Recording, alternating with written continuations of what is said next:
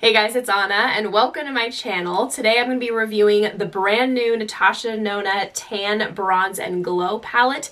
I am so freaking excited, but also a little nervous. Not gonna lie, I'm not too confident on how well this is gonna perform on my light skin tone, but you know what? That's why I'm here. So before I test this out, I thought I'd give a little bit of a rundown on the product. We love a good description. So this palette retails for $55. Not cheap, but also not wildly expensive as you might expect from Natasha Denona, especially after seeing those eyeshadow palette prices. So for me personally, I feel like this is an acceptable price, especially from a luxury brand. We have 4 different formulas in here, so I thought it'd be helpful to give a little description of them all. From the Sephora website, it says that the Glow Cream Base is a hydrating, luminous cream highlighter to give skin the ultimate lit from within radiant glow. Super Glow is a super soft highlighting powder that gives skin an intense, ethereal, glass-like glow. Glow Impact Powder is a multi-dimensional metallic highlighting powder with a soft focus HD finish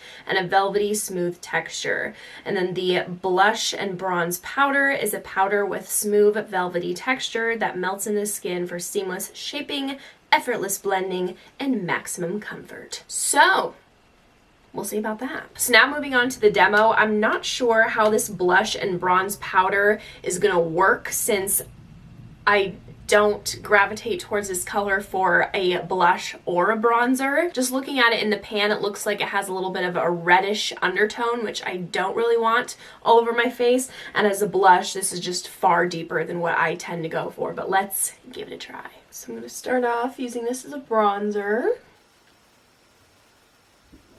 It's blending really nicely. So just as I kind of expected, it has that little bit of like a pinkish reddish undertone. I don't think it's necessarily going to come off on camera. It's not bad by any means, but it just doesn't mix well with my skin tone since I have a warm yellowy undertone. It just looks a bit odd on my skin.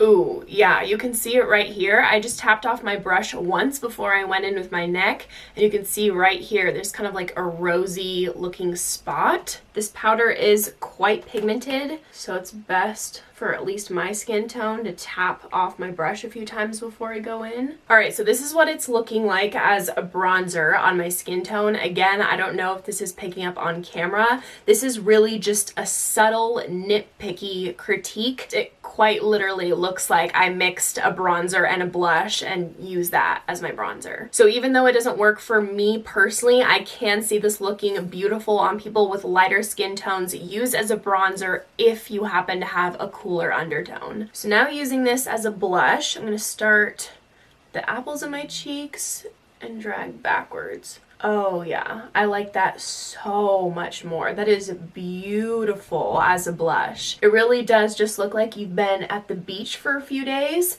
and maybe like a slight sunburn that you used to have is turning into a tan.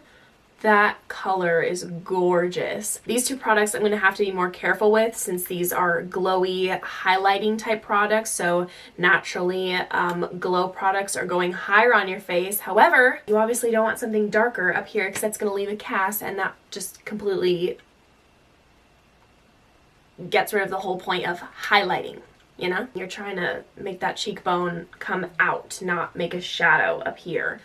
So here we go. I'm going to use a slightly dampened sponge and go into the Glow Cream Base. I expect that this will be pretty sheer since this shade in the Bloom palette is as well. I'm going to kind of focus these darker highlighters right here. So not completely all the way here, but just to give my cheek more of an overall glow. So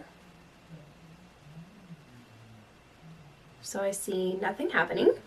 Let's go in with a little more. All right, hopefully that's enough that I've picked up.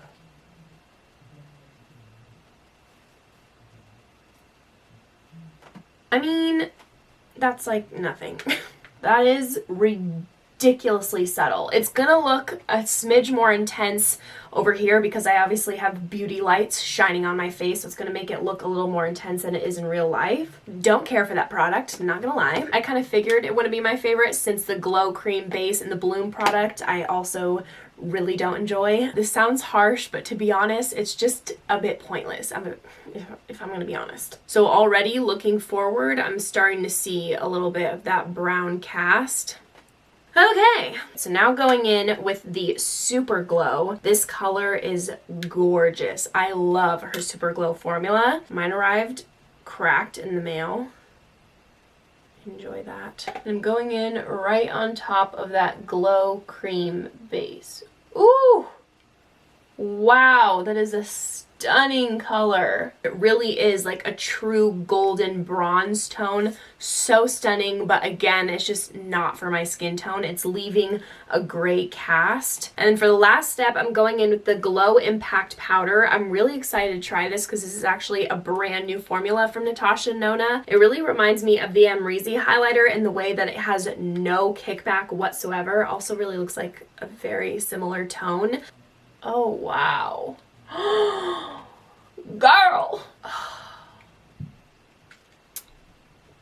Oh, she's pretty. That is good. This has a beautiful, like, melted in, smoothing, metallic finish to it. When comparing it to the Glow Extreme in her Bloom palette, that one has very finely milled glitter particles in there, and I find that that product looks more wet and glass-like on the skin.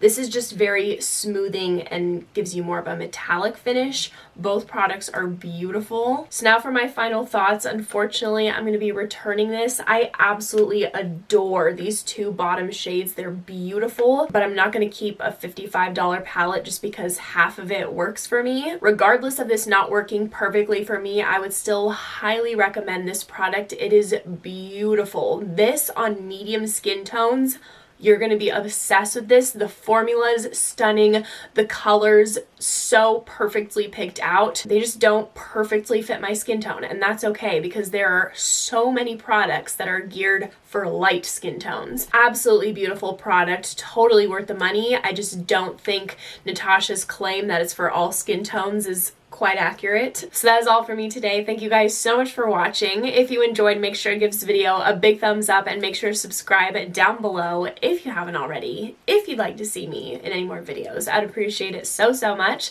Hope you guys are having an amazing day and hope to see you in my next video. Bye!